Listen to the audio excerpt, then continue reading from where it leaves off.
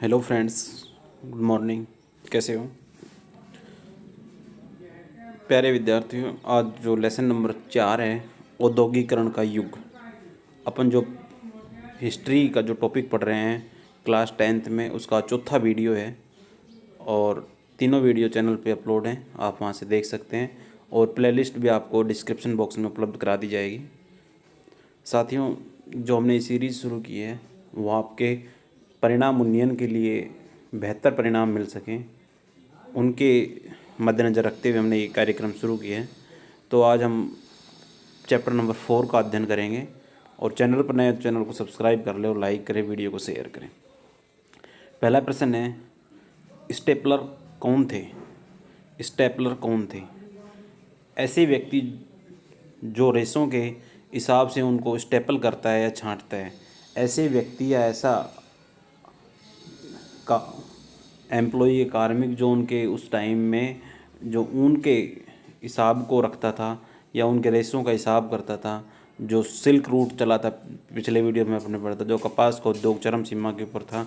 इसके बारे में जब हमने चर्चा की तो उसके हिसाब से जो रेशों के हिसाब से उनको स्टेपल करता है, छांटता है, उसे स्टेपलर कहते हैं। फुलर किसे कहते हैं? दोनों पारिभाषिक शब्दावली हैं। ऐसे व्यक्ति को जो फुल करता है यानी चुनटों के सारे कपड़े को समेटता है, उन्हें फुलर कहते हैं। कार्डिंग प्रक्रिया क्या है? कार्डिंग प्रक्रिया क्या है? वह प्रक्रिया जिसमें कपास या ऊन आदि रेशों को कताई के लिए तैयार किया जाता है, उसे कार्डिंग प्रक्रिया कहते हैं। ये पारिभाषिक शब्दावली में भी आप कह सकते हैं। किसके द्वारा बनाए गए भाप के इंजन में जेम्स वॉट ने सुधार किए थे? जेम्स वॉट ने न्यूकॉमेन द्वारा बनाए गए भाप के इंजन में सुधार किए और 1871 में नए इंजन को पेटेंट करा लिया। मतलब उसका कॉपीराइट, उसका स्वामित्व न्यूकॉमेन जो द्वारा बनाया गया इंजन था, उसका जेम्स वॉट ने सुधार कर दिया और वो पेटेंट जेम्स वॉट के नाम हो गया, जबकि इसका वास्तविक जन्मदाता न्यूकॉमेन था। बम्बई में पहली कपड़ा मिल कब लगी? जो मुंबई में है उसमें पहली कपड़ा मिल 1854 में 1854 में लगी। देश की पहली जूट मिल कब और कहाँ खुली? देश की पहली जूट मिल 1855 में बंगाल में खुली। भारत में पहला लौह इस्पात संयंत्र किसने स्थापित किया? भारत में पहला लौह एवं इस्पात संयंत्र J.N. टाटा ने जमशेदपुर में, पहला लौह एवं इस्पात संयंत्र जमशेदपुर में खुला, 1912 में स्थापित किया था। फ्लाई शटल क्या है? फ्लाई शटल रस्सियों और पुलियों के जरिए चलने वाला एक यांत्रिक औजार है जिसका बुनाई के लिए इस्तेमाल किया जाता है। ये 3-4 पारिभाषिक शब्दावली आई हैं, इनको आप नोट कर लें, स्क्रीनशॉट ले लें, महत्वपूर्ण है परीक्षा की दृष्टि से। फ्लाई शटल है, कार्डिंग है, स्टेपलर है, फुलर है। ब्रिटेन में सूती कपड़ा मिल की रूपरेखा किसने प्रस्तुत की थी? ब्रिटेन में सूती कपड़ा मिल की रूपरेखा रिचर्ड आर्कराइट ने प्रस्तुत की थी।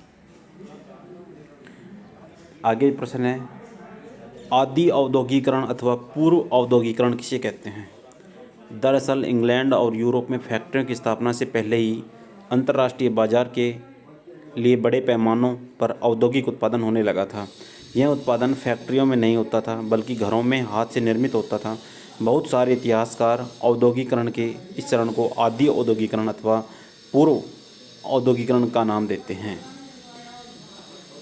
जो उत्पादन फैक्ट्रियों में ना होके घरों में होता था, हैंडमेड था, उसको आदि औद्योगिकरण या पूर्व औद्योगिकरण का नाम दिया जाता है।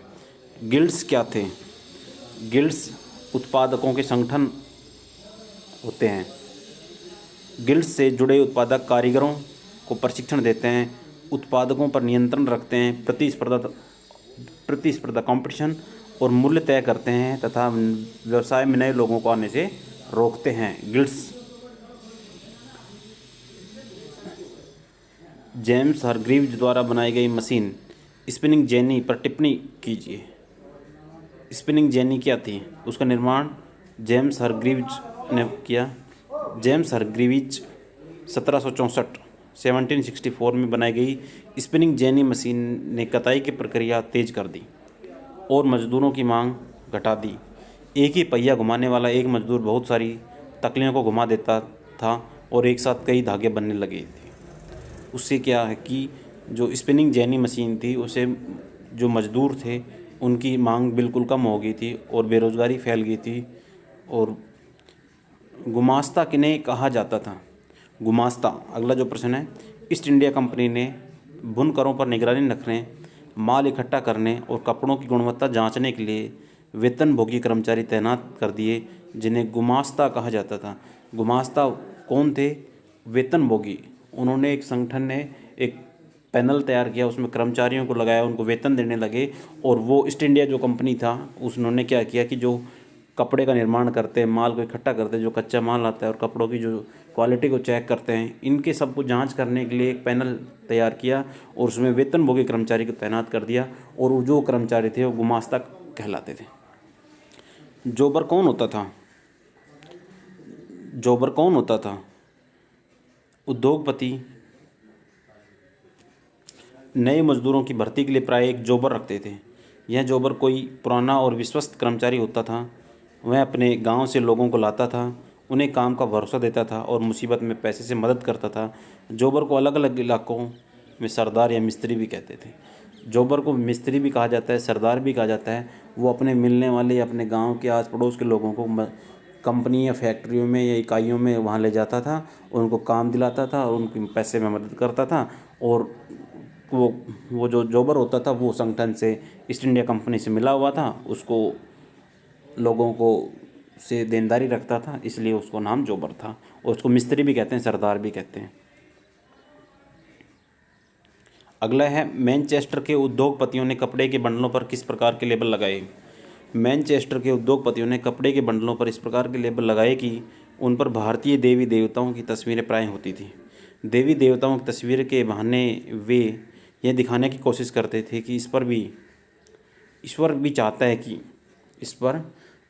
चाहता है कि लोग उस चीज़ को खरीदें।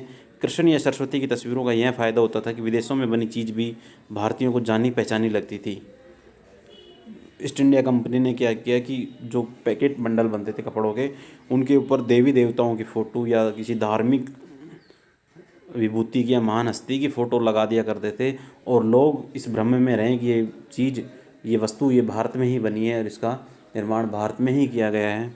भारतीय व्यापारियों ने कैसे विज्ञापन बनवाए?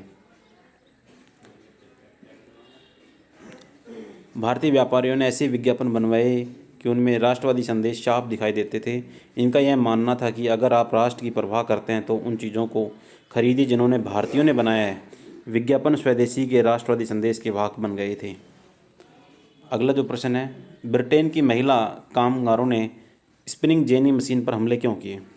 जब जेम्स हैरग्रीज ने जेनी मशीन का आविष्कार किया तो कताई की प्रक्रिया तेज हो गई। जैसे ब्रिटेन में पहले जो महिला हाथ से काम करती थी उन्हें बेरोजगार होने की चिंता सताने लगी। कई जगह इन महिलाओं ने स्पिनिंग जेनी मशीनों पर हमला करना शुरू कर दिया। अगला प्रश्न है, 19वीं सदी के यूरोप में कुछ उद्योगपति मशीनों के बजाय हाथ से काम करने वालों को प्राथमिकता क्यों देते थे? मशीनों के बजाय हाथ से काम करने वालों को प्राथमिकता के निम्न कारण थे। इस समय यूरोप में मज़दूरों की कोई कमी नहीं थी, कम वेतन में आराम से मज़दूर मिल जाते थे, तो अधिक लागत आने वाली मशीनों का उपयोग कर खर्च बढ़ाना नहीं चाहते थे, क्योंकि मज़दूर आराम से आसानी से मिल जाते थे और वो अधिक वेतन भी नहीं देना पड़ता था। और मशीनों की जो मैन्युफैक्चरिंग थी या उनकी जो लागत थी, कॉस्ट वैल्यू वो ज़्यादा थी, इसलिए वो खर्च को बढ़ाना नहीं चाहते थे। कई वस्तुएं ऐसी थी जो हाथ से कलात्मक ढंग से बनती थी, जो मशीनों से नहीं बनाई जा सकती थी। कुछ उद्योग ऐसे थे जिनके उत्पादन की मांग मौसम के अनुसार घटती बढ़ती रहती थी। इसमें मजदूर भी समय समय घटाए बढ़ाए जा सकते थे। यूरोप में शाही परिवारों के लोग, अभिजात वर्ग और धनी लोग केवल हाथ से बनी चीज़ों को पसंद करते थे क्योंकि उनकी चमक और बनावट उत्तम किस्म की होती थी। ये प्रमुख 4 कारण थे कि मशीनों के बजाय हाथ से काम करने वालों को प्राथमिकता क्यों दी जाती थी। साथियों, ये अपना चैप्टर था, ये पूरा हो चुका और फिर मिलते हैं इस नेक्स्ट वीडियो में। तब तक के लिए थैंक्स। वीडियो को शेयर करें, लाइक करें, कमेंट करें।